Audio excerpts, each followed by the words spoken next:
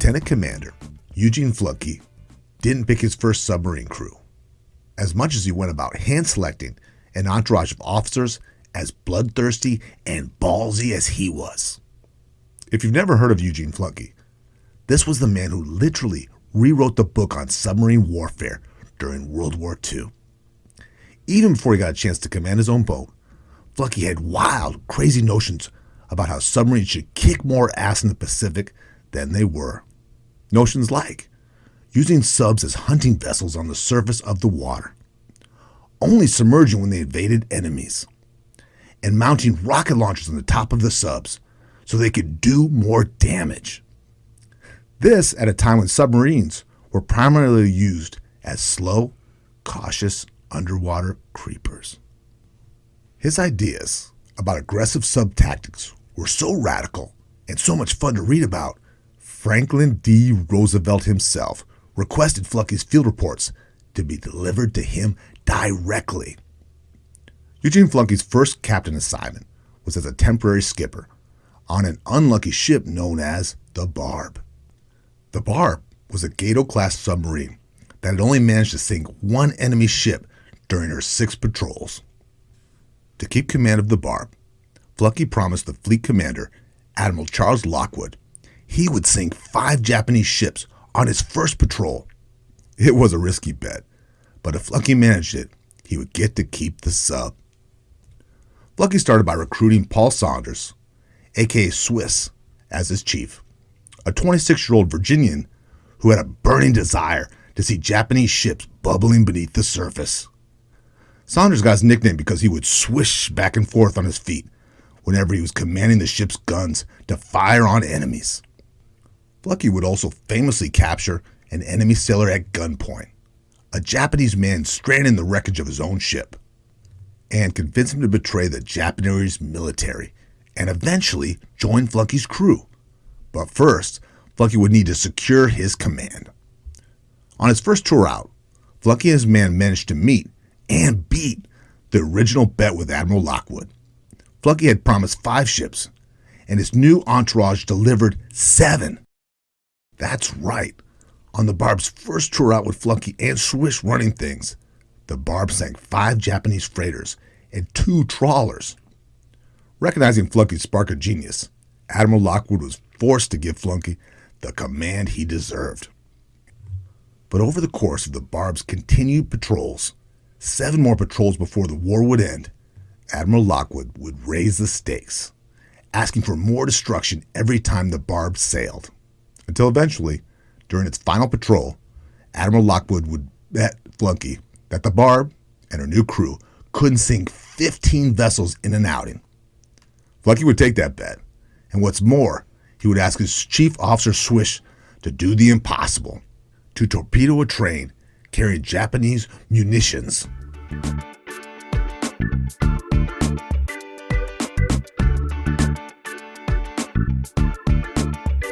You're listening to Re-Engineered You. This is a podcast about self-empowerment and all the myths, lies, and misconceptions we tell ourselves. Then we use science and history to bust those myths and re-engineer a better you. I'm your host, Todd Laments, the extrovert.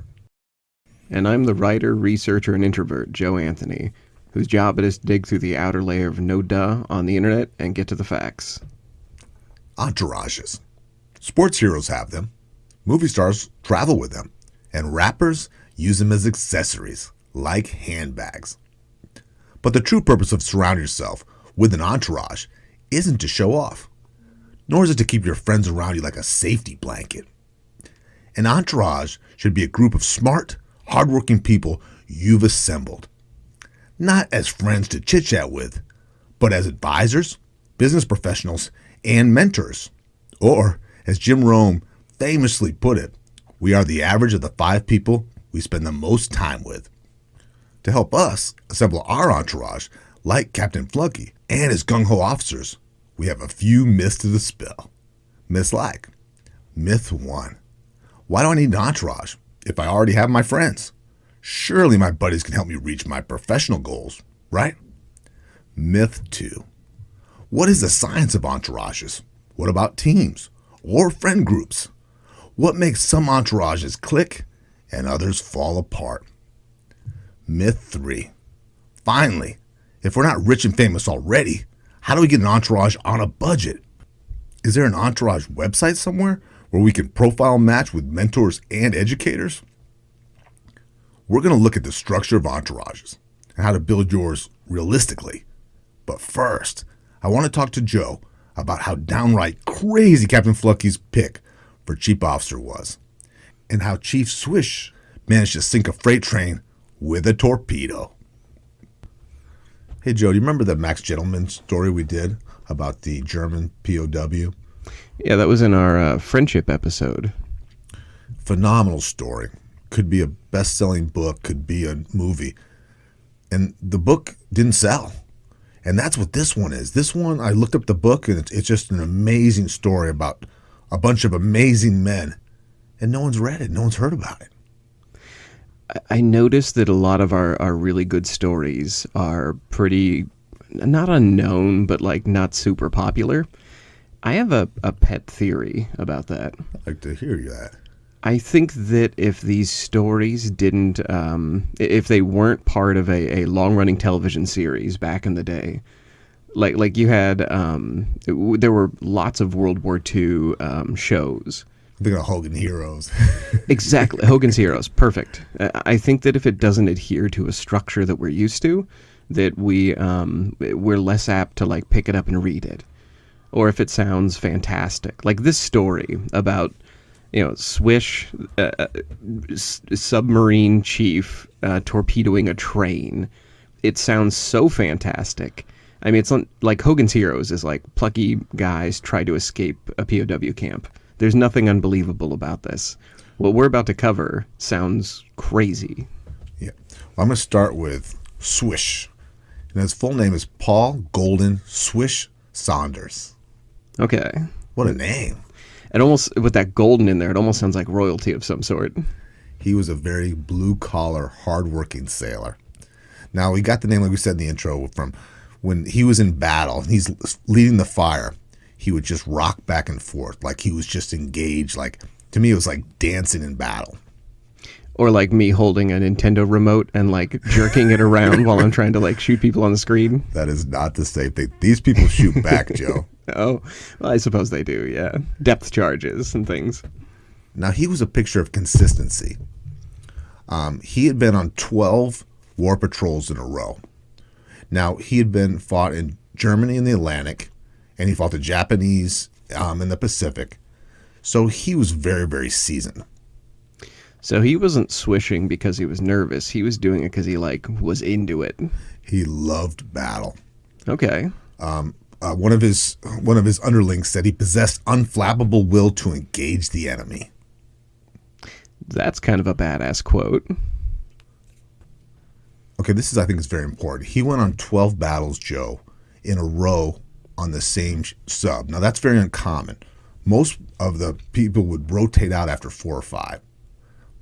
Okay, so he wasn't taking like his weekends off, basically, or he wasn't rotating back out. And he got more reps in and with more of the same people. Okay. More confident with the sub. Wow, so that guy really wanted to shoot things down in the water. Now, what I got this, Swish was really good at being the right amount of brave and the right amount of cautious. Okay. Because he had had success, but he also had some failure. So he had a good gauge. He wasn't just 100% every time. Okay, that's a good measure to have. Now, his career and his life changed when Eugene Fluckey, 33 years old at the time, took over as commander. Oh, so we've got this experienced chief who really likes to engage, and he's had a couple lumps, encounter basically like this genius captain. Right, who doesn't see himself that way. Saunders doesn't see himself as that. He doesn't see himself as that kind of leader. But it was real obvious to Fluckey. So if you're picking an entourage, right? Okay. So Fluckey went to him and said, I'm going to promote you. And Swish didn't want to have anything to do with it, Joe. He said, these guys are my friends. I am not going to be one to tell them what to do. I don't want to be a bastard, Okay. And then Fluckey said to him, I don't want you to be a bastard. I want you to lead. That's awesome. So in the civilian world, you and I encounter leaders, and we know that they don't bully men into doing things. So this is something Swish already had. And I'm going to give you a quote from Fluckey. We don't drive men on board the bar. We lead them. From my experience with bastards, they achieve about equal results. But there's one big difference. When you lead men, they ship over and they want to stay with you. That's fantastic. And that's like in the corporate world, right? We don't want turnover. Right. Especially if it's life and death and you're a World War II combat sub. Right. You have a shared purpose. Why do you need to bully people? This struck me as strange, Joe. I was in the Army, right? And when Fluckey came to Swish and he wanted to promote him, in the military, that's great. Right. Because you make more money, you have more status, and you get to boss everybody around and do less of the grunt work. Mm-hmm. So for him to be so blue-collar and down-to-earth that he just wanted to be part of the team and he just wanted to fight and win. That's an amazing sort of fighting spirit. Do you think that's changed over the years? Do you think that's something unique to World War II? I think it's probably 2% of the military. 98% Who would him. want to be promoted and get that star on your chest, right? What do you think? Yeah, for me, it always seems like the military is just a ladder. So why wouldn't you?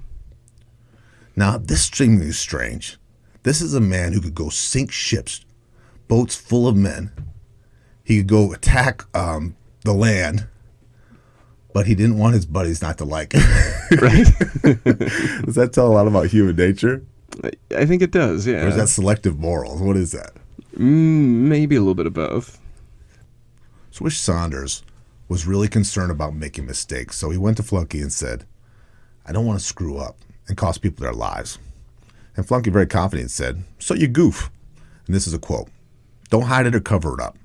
Do your best to correct your mistakes, and don't be afraid to ask for help from someone from the top to bottom. You'll find people are complimented when you ask for help. In submarines, we hang our rates on the gateway. When we come aboard, it's what you can do with what counts to me. So Fluckey's preaching full transparency and to learn from the people around you. This doesn't sound like good submarine advice. This sounds like good life and work advice. This is a very wise man. And then the one that really stuck out to me was people from the bottom. Yeah. If you screw up, don't cover it up. Be transparent, and then let's fix it. Let's not work on who messed up or pointing blame, which in life is the blame game is pretty common, isn't it? Right, exactly. Swish really sounds like a cool under fire character, but I'm stuck on the opening narrative. Like this is the guy you said torpedoed a train. I've got to get to that part. I got to know about that. You could see the submarine jumping out of the water like a shark, right? Fired it. Right, yeah. I'm imagining Batman, it rears up and fires it like a artillery. Let me take you down that road. So the Barb was special because it was just such a productive, destroying machine. It seemed like they were always on the attack. They were always out sinking more vessels and more buildings, burning down buildings than all the other ships. So it wasn't uncommon for the Barb to be cruising enemy shores and destroying all kinds of factories and buildings. But they got a goal to blow up this train that we talked about in the opening. Okay. So they found a third-class electrician's mate named Bill Hatfield. And he fashioned a 55-pound bomb out of scuttling charge and wired 3 dry-cell batteries together. And they put it, Joe, in a pickle can. Okay. So this is some real MacGyver shit here. That's what it sounds like. It's like play the MacGyver music and he's like, here's a paper clip and some chewing gum and I'll make a bomb out of this. And a pickle jar. And a pickle jar. So their plan, they got the train tracks and they knew that this train would be coming. They had some intel on that. But you think of the Navy having, $1 million torpedo, right? Right. This thing probably cost about $5. And so they got a crew of men and they had them swim. They didn't swim ashore, but they took a small dinghy boat in. Oh, like a Zodiac? And then, first of all, they were very nervous about this. They were freaked out about it. And the commanders told them, they're saying, this is very, very dangerous. You're going on enemy lines. This is what they're saying. And the commanders said, the only scared people going to be out tonight are the Americans on this train track. That's very telling. These are some brave guys back in the day. So they sent them out for this very dangerous. And what they knew was when they put the bomb on the tracks, the weight of the train when it hit it would create the explosion. Okay, so it's like a pressure bomb. So they set it. They got the hell out of there. And what they told the guys while they were paddling back, hurry up or we're going to leave you. And we're headed north to Siberia. Wow. So did it work? Did it? They did. They didn't lose one life. And they blew up, torpedoed the train. That's awesome. So as this munitions train explodes, can I please imagine them paddling in slow motion and not looking behind themselves? Well, you see, you're doing the Hollywood thing on this. I have to turn it into a movie. Sorry. So today we want to be able to assemble our own entourage, like Captain Fluckey, and we unfortunately can't pick from like the top people we can find in the Navy. We don't have those kind of resources. No, not so much. So first off, I kind of want to identify what makes a good entourage, and how do we figure out what we need? Like, are we looking for, if we're doing creative things, do we need peer review? Are we talking like mentorship, shop? Like what kind of experts do we need? So in your experience, Todd, when you're looking for a mentor for something, or somebody to sort of bring into your entourage, how do you parse people out? How do you like look into that? The first thing I do is I really have to have a genuine like for that person. Okay. And without a like, I probably won't listen. Okay, that makes a lot of sense. I always look for someone with more experience than me, and someone who is probably just a lot different than me. Somebody who will cover your blind spots. Precisely. Okay. Your answer really holds up to a lot of the research and what it turned out. To give you sort of like a blanket idea, because there's a lot of articles we went through, we're only going to quote a couple of them. But approximately 6 to 12 months ahead of you is the sort of target ideal time. So if you're an entrepreneur, you want somebody who has been running their business for 6 to 12 months longer than you. If you're in creative works, you want somebody who's about a year ahead of you, who's been painting that much longer than you. See, that's interesting to me, Joe, because you would think, 10, 15 years more experience. So you could shave off all those years, just do exactly what they did, and without making any of the mistakes. Exactly. You would think you would want a master to start, apprentice you, to take you under his wing and be like, here is how it's done, young man. But it turns out that the longer somebody has been doing something, the longer they start forgetting steps, like little tiny incremental steps that helped them when they were young or new at something. Or that they need to make those mistakes. I need to throw this question back on you, though, sure. Before we move on. What do you look for in a mentor? Usually the mentors I have gotten, when I started in public speaking, I got somebody who was 20 years ahead of me, and it was wildly unhelpful.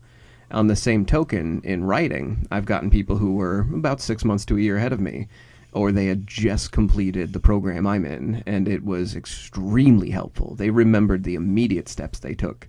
They were like, okay, do this exercise to cut down your word count, and here's how to start working on your structure. So it's been much the same sort of experience, and I think that you're right that when you pick an entourage, when you pick people around you, you want people that you like but who are cover a spectrum. I think this goes good for if you're a mentor, you don't feel secure enough in helping someone along because you think, I've been doing this for about as long as you have. That's okay. Right. So you are also more willing to share your mistakes too. So I found a good article from Harvard University and they explore. What the article is called "Study If You Want to Succeed, but Don't Work with Your Friends."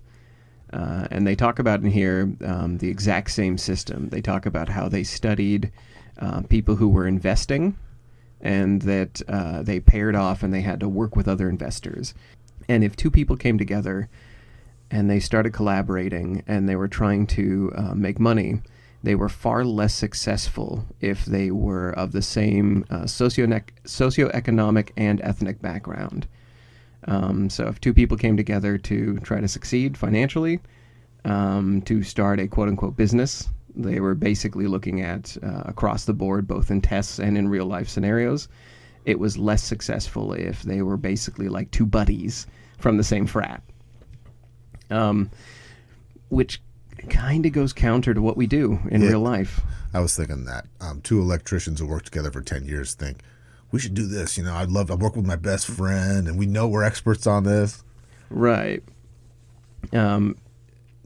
It's, let's see, to quote this, involving two investors who got their bachelor's degree at the same school and came from the same background were 22% less successful. So there is a measurable amount of loss. The 1/5 is a big chunk of business. So you want somebody who can cover your blind spots. Actually, I'm going to quote the guy who was writing this or got quoted here. His name is David Ballard, and he's a doctor and the head of American Psychological Association's Health Workplace Initiative. He says, quote, "You want to find someone who fills in the gaps and your weak points and vice versa. This way, when you come together as a whole, it works better than what either of you could have done individually." So yeah, if you're picking out an entourage, we opened the episode with the myth, I have friends. Why can't my friends point out the issues I'm having? Well, because your friends are having the exact same issues in business that you are, because they probably came from the same school and share the same socioeconomic and ethnic background as you do. If they don't, then you have been statistically an outsider in picking your friends, and you've gone outside your own bubble, in which case, good for you. So, speaking of picking people for your entourage who are directly outside your bubble, can we get to the POW you were talking about? You mentioned that Captain Fluckey picked out a Japanese soldier for his entourage? Yeah, and this is when Joe says, he put in the notes for this one, he's writing that this is just shitbag crazy. I think we exactly right. That's the writer's term for it. Yeah, batshit nuts. Yeah.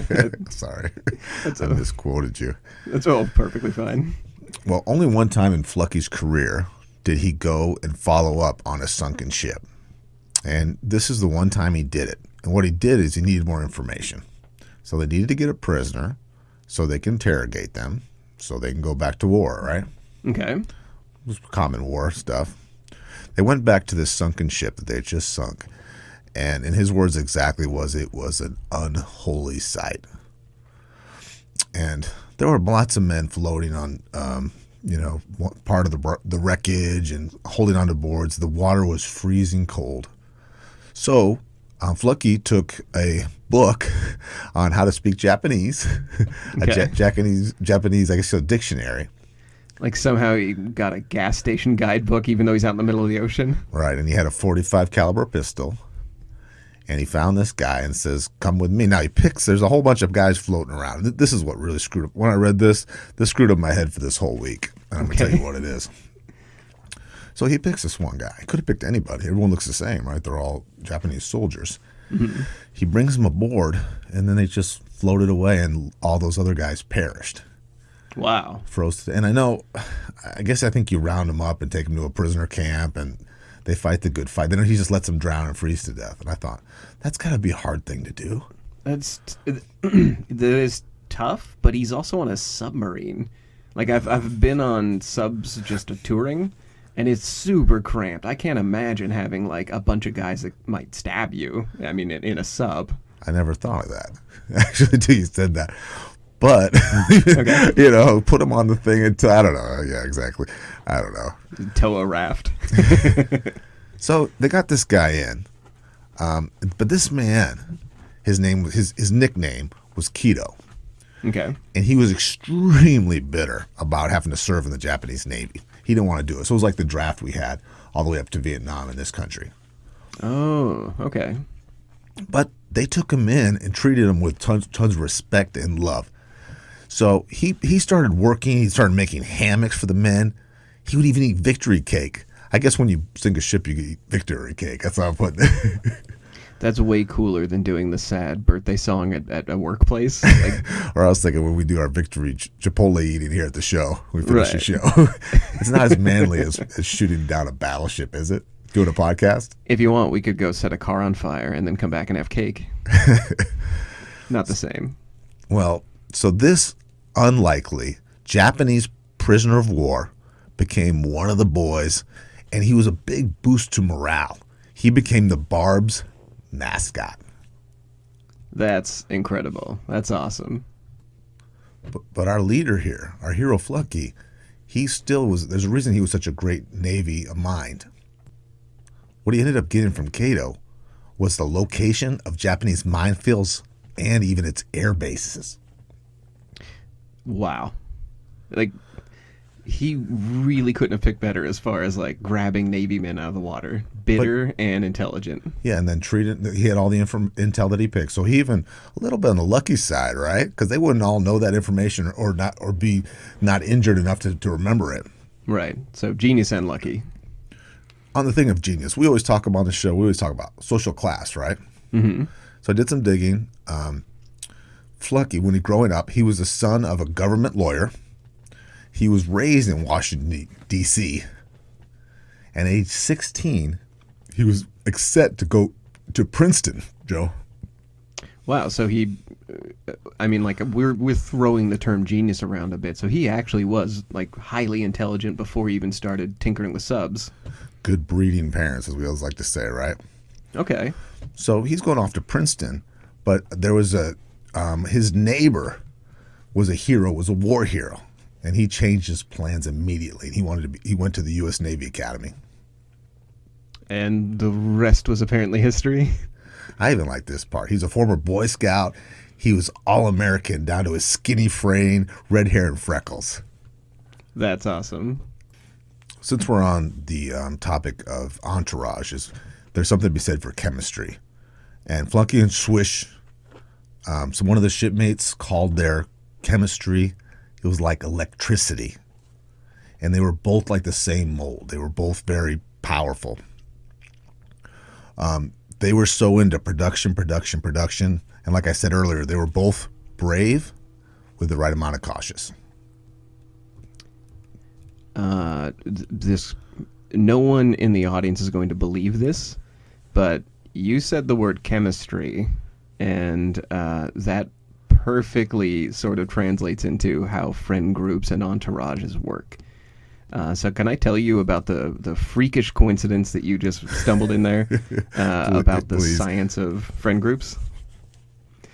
So I was reading up on entourages and friends and like teams at work because I wanted to know what the strongest groups were. How do you get a powerful entourage? How do we pick out people in an entourage who are going to serve us very well and know the most? And the part that is like a freakish coincidence for us presenting this, they found out that entourages and good friend groups look like chemical compounds. That's interesting. Yeah.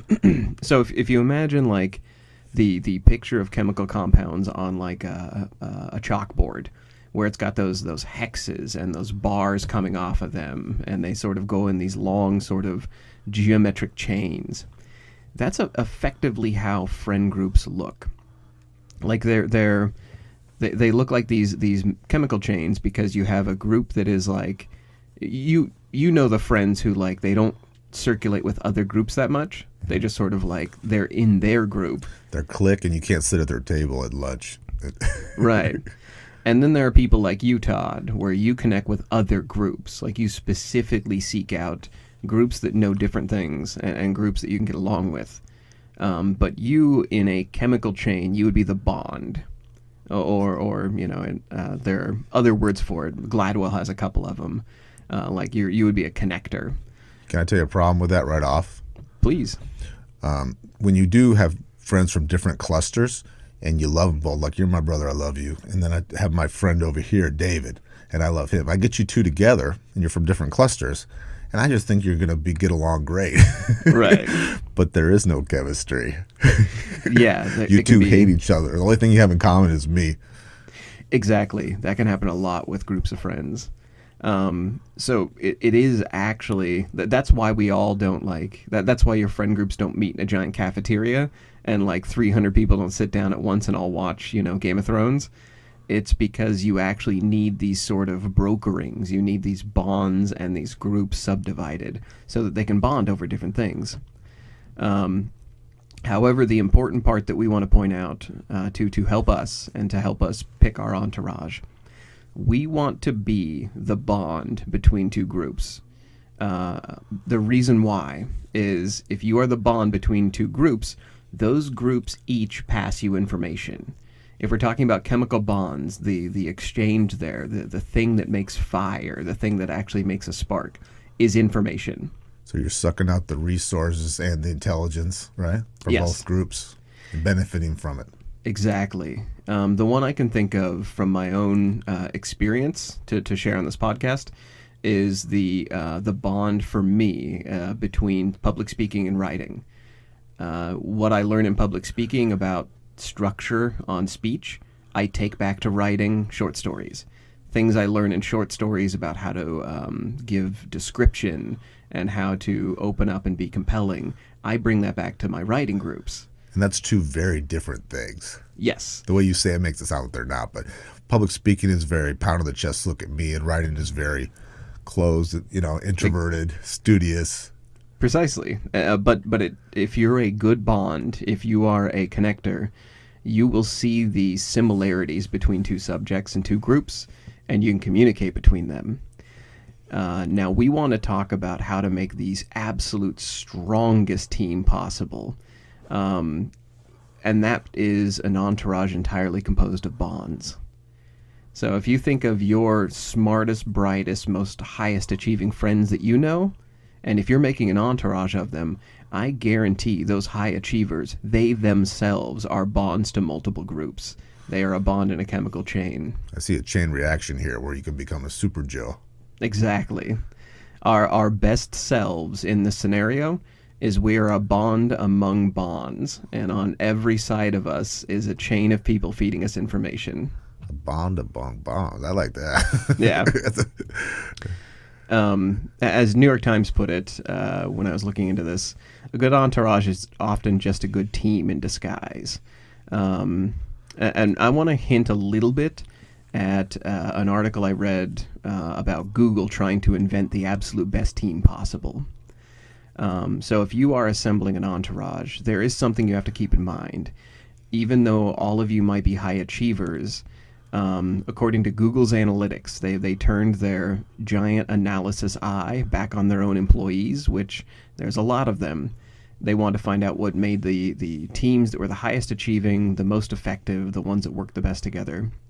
And they said one of the absolute most important things to make a team work together is equality and distribution of conversational turn-taking. Oh, so respecting each other, listening to what the other one has to say. Yes, exactly. Really listening, because they're an expert and I can learn, I can use this. That's what they found. You hit the nail on the head, the expert part. The mistake people make in a team is if you only ever let the expert talk, then you're at a lecture. You're not in a team. And it's natural for us to want to defer to the expert. It's natural for us to say, hey, Todd knows all about this subject. Let's listen to him quietly and not try to correct him or bring up our own ideas. But when your ideas gets valued and then you start to share and you can see that's appreciated, then you're going to share more. You're going to open up more. Exactly. If you, the expert, look at me and say, I would like your opinion too, and I would say, as a bond, I would say, well, I don't have any experience in this, but I have a group of people who feed me information. Here's what I know from them. And from this article, they talk about, quote, as long as everyone got a chance to talk, the team did well. But if only one person or a small group spoke at a time, the collective intelligence declined. We will link off to this article. In fact, this article about how Google made perfect teams, we're going to do an entire episode about this coming up. That's going to be 2 or 3 episodes from now. We're going to just dig into that, and we're going to have an episode that's all about teams. Looking forward to that, Joe. On this bond thing, I can't help but think, because the history part of this is the U.S. Navy. Isn't that how the Navy works for the Air Force and the Marines? Don't they have very different skill sets, but they communicate with each other for a common goal? They do, and almost everything about teams that they know, or that big data knows, it's shared with the military. In fact, not the military technically, but one of the top team leaders in this Google story about how they invented the best team possible, one of the highest achieving team members wasn't a engineer or a technician or somebody who knew about stats. It was a SWAT team leader who had retired and joined Google. You gotta be kidding me. Not a joke. So you can't make this stuff up. We will definitely dig into that on our teams episode. I want to share one more thing from the Harvard Business School. This comes from Amy Edmondson, and she says, quote, "Shared belief held by members of a team that the team is safe for interpersonal risk-taking is key. The, quote, a sense of confidence that the team will not embarrass, reject, or punish somebody for speaking up." So you're not going to get kicked out. You're not going to get fired. You're not going to get shamed, which is probably the worst one of all those. Exactly. Generally speaking, you need to have a place of safety. So if you're in your group of 5 friends and you all play Halo on the weekend and you shame each other nonstop because it's funny, that's fine. I do that with my friends. We're all jerks to each other and it's very fun. Social grooming is what that is. It is exactly social grooming. But for your quote-unquote entourage, your group of mentors, mentees, high achievers, people you work with to catch each other's blind spots on a professional level, there needs to be safety there. You can't treat them like your dude friends or your gal pals where you all gossip about each other. You really do have to have that common respect where everyone can share. Some maturity, right? Right. Going back to what Fluckey told his chief, which is show respect and be a leader. So I kind of can't get enough of the exploits of the Barb and the wild stuff they're able to do. Why isn't there a movie about this? You know, I don't know that, because all of their missions were brave, brazen, and I really had to eliminate down from like 13 down to just the few that we have. One of my favorite ones, though, they were going to take over Nanquan Harbor. I'm sorry if I mispronounced that. And there were 30 enemy ships anchored there. And so Fluckey needed some help. He invited an ally submarine to come join. So let me put this in like an elementary school thing to you.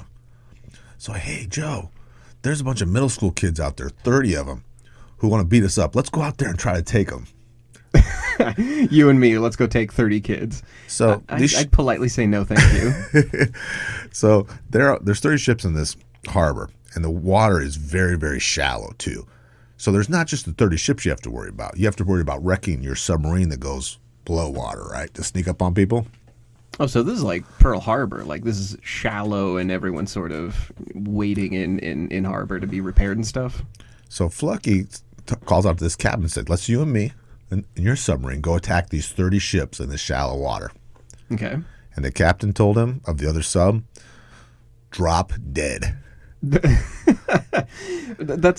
It's funnier to me that it's double context, that it's not just drop dead as in no, but also that's probably what'll happen to you if you sail into that harbor. Well, and this is what I think Fluckey, and this is what they said. Good. I want all 30 of those kills.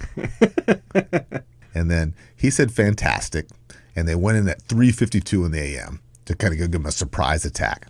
Okay. And he saw all the ships from about 3,000 yards away. And to him, they were lined up in perfect lines. Because keep in mind, they're in this bay. They think no one would dare come in here. We can see ships. They can't see subs. And they were lined up so perfect. Fluckey said, what a perfect target. That's awesome. So Fluckey had to have his team willing to shoot and burn down 30 ships and then escape from a harbor. But like you said before, you said he had the Navy to choose from. Like he could literally pluck people out of a roster, or like he had a list he could choose from.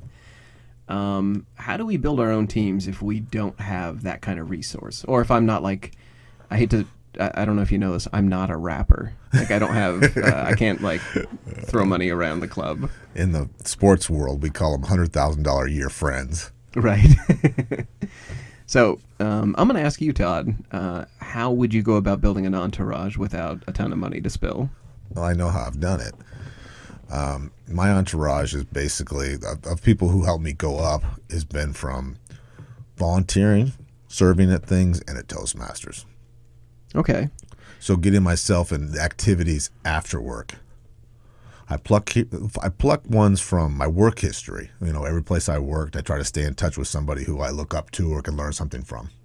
Okay. And then those other things. And that's all the time I got time for. What about you? That's very smart. Extracurriculars, like you said, that's a very good way of looking at it. I find that because I'm at my job has been behind a desk and very slow. I randomly encounter people who have fluke skills, who are like very narrowly interested in one small thing. I make friends with them and make sure that I can come back and ask questions later. How do you do that? What does that look like? What do you offer up to them? Very much a Dale Carnegie kind of thing. Like I show genuine interest. I ask a lot of questions. I make friends with them. And what I offer in return is I let them know that, hey, I do a lot of writing and I can help you structure things in the future if you need like an editor or if you need me to work on something with you. And in return, I get to borrow their expertise from time to time. And I let them know that that's what I'm doing. I'm not rude. Well, I have a theory on that, Joe. First of all, when you ask people to help you, especially if you think that this person is too busy, would never help you, they're always super, super flattered. Yes. Even if they have to say no, they're still flattered. And I know a lot of people that have asked me to mentor them on different things. Only about 5% of them actually follow up on it. Yeah. You know what I mean? So you're not taking on as much. Would you agree with that? Yeah. And people will come back and surprise you later, too. They'll say no. And then like 2 years later, you'll get an email and they'll be like, hey, could you help me with something? That's awesome.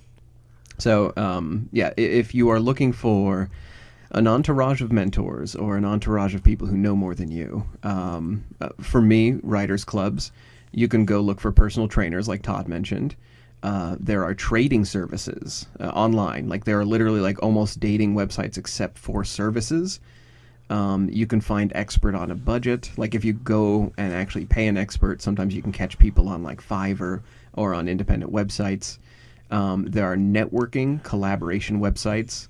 There are, Todd put this into our notes, internships. If you are doing something professionally, you can bring on interns who are looking for college credits or looking for work experience, and they'll work for you for free for a temporary amount of time. And even if it's temporary, you can always make friends with them and call them and offer them to work with you again for, you know, a fee or whatever they're doing at that time. I want to touch on that a little bit. Sometimes, Joe said in the writing, bright young people. And I think it's important that we don't just think we have to, the gray-bearded, old, wise soul. We use them for something. I guess use is not. We lean on them from certain things. Mm-hmm. But then the young, bright, we lean on them for energy and enthusiasm, and sometimes some technical knowledge too. Right. Just like not wanting somebody, you don't want to assemble your entire entourage out of people of your socioeconomic and educational background. Same thing with age. You want people who are older than you, people who are younger than you. And lastly, we're going to call back to our creative competition episode. You may be sitting in the same building with other people who are working on the same stuff. You might be in a building full of other influencers at your apartment.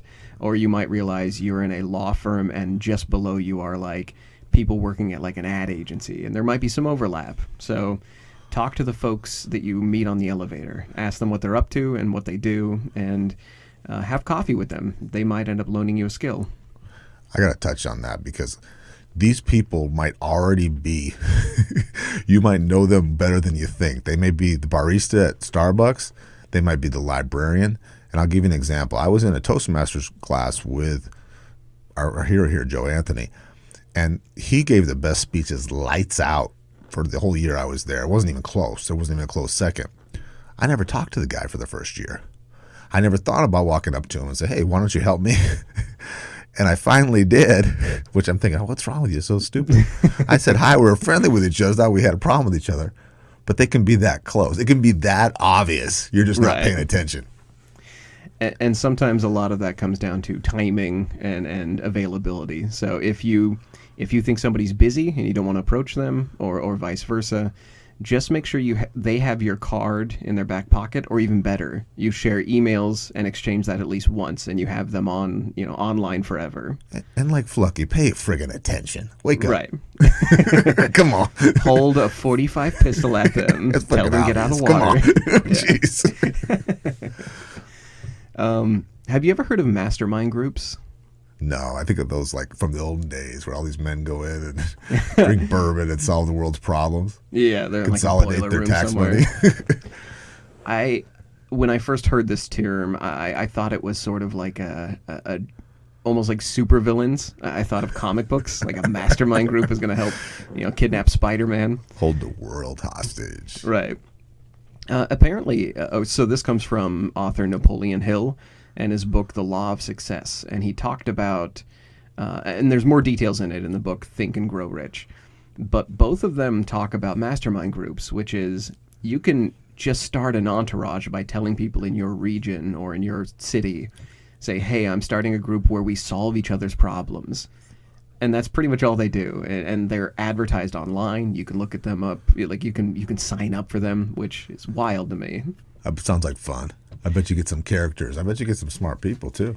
Totally. And what better fun for a weekend to listen to somebody else's life problems and then give them advice that you would otherwise, like your wife or your friend would be like, buzz out of here, piss off. We don't want to hear this. And this is a stranger. You get to be like, here's how to solve things.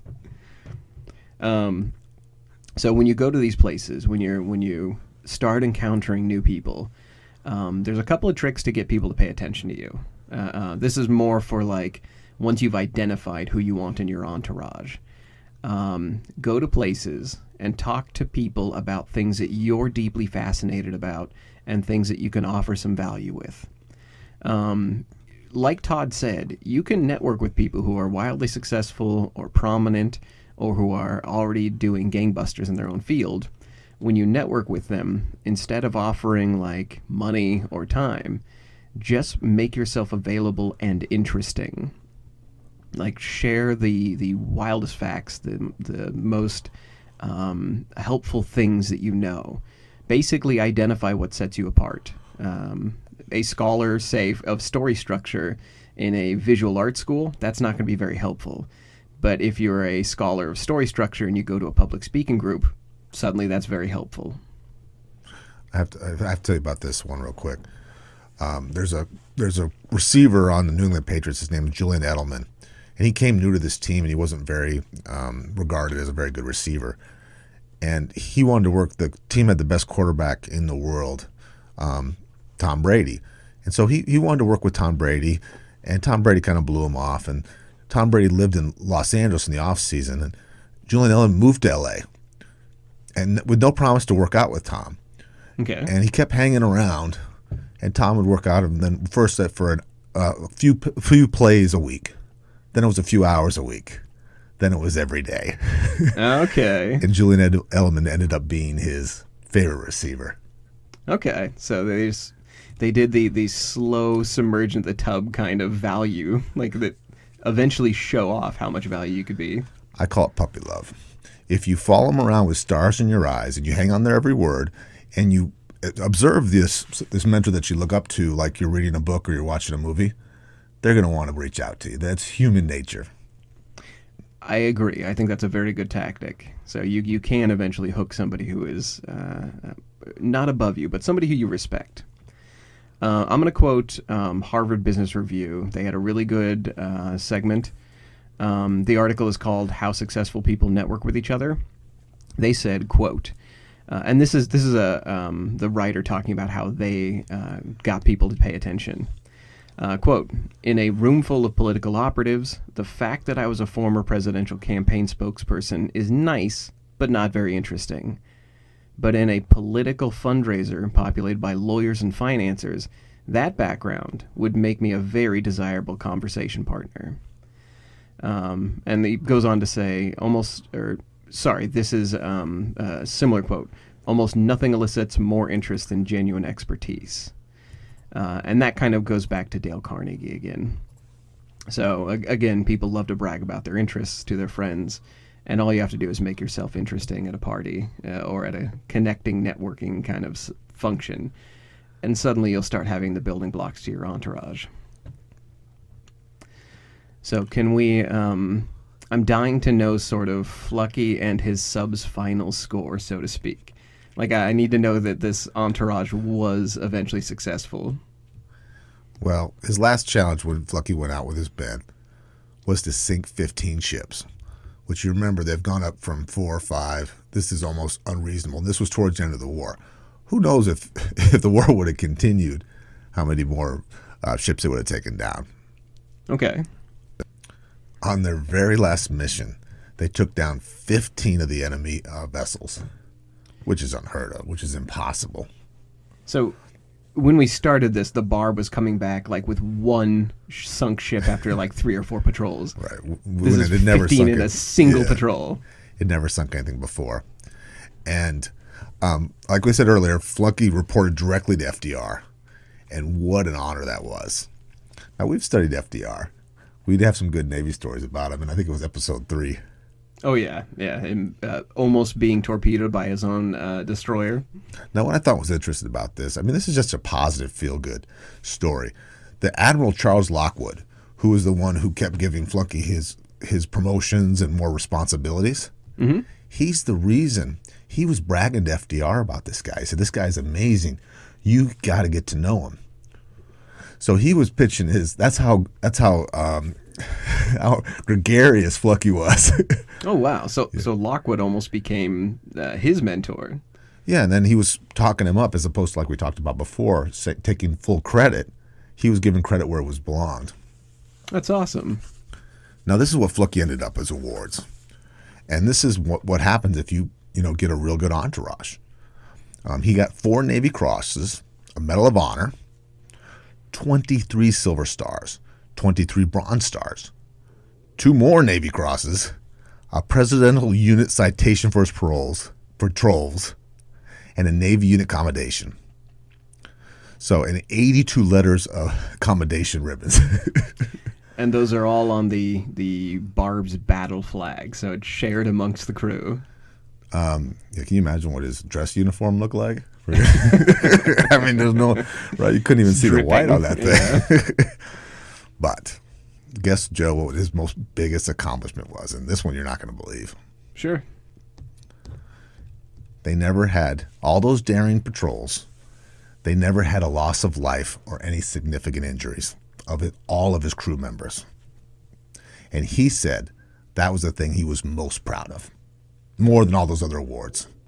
He's on a battle submarine, and he never had a major injury. Yeah, just doing the work every day, you get hurt with all that. I was about to say, you work in the post office, you will have a major injury in a week. Wow. This is when men were men, right? That is wild. Their idea of a major injury in ours was probably... But no loss of life is something that I just don't get it. That's still incredible. Like, and they're swimming ashore and blowing up trains and right and riding right close, attacking 30 ships in shallow water. Come on. Do you think maybe this why it wasn't a movie? Because there's no, like, nobody dies dramatically. It just they do their job well. Yeah, it's like one of those old 80s shows where all the bullets seem to always miss the good guys. They're like machine gun all around them. It's not believable. We can't put this in the episode because it's going to have copyright problems, but can we just imagine the A-Team music right about now? That's exactly what I was thinking of. We all try to surround ourselves with people we can get along with, friends who will have our backs and support us emotionally. But we instinctively pick friends who are similar to us, friends who agree with us, and who share similar education and social economic backgrounds. Basically, friends who shouldn't be in our entourage because they have the same blind spots as we do. If you pick your best friend as your business partner, the two of you might both glance right when the freight train is coming from the left. Naturally, People group together like chemical compounds. It should be your goal to be the information node of multiple groups, to have the most balanced sense of the world and of upcoming opportunities. If you build your entourage out of other nodes and each member feels safe enough to share their ideas, then you'll be positioning yourself at a nexus of information and opportunity. Finally, there are ways to build a competent entourage without making it rain $100 bills in a noisy nightclub. Seek out experts and offer them an interesting perspective in return for their valuable time. Talk to personal trainers. Visit professional skill-building clubs. Look up local peer-to-peer mentor and mastermind groups. Captain Eugene Fluckey once commented, quote, "I've always believed luck is where you find it. But by God, you've got to go out there and find it." So that's what you might want to keep in mind. You'll need to step outside your comfort zone to find skilled people for your entourage. Because inside your comfort zone, you'll just find more of you.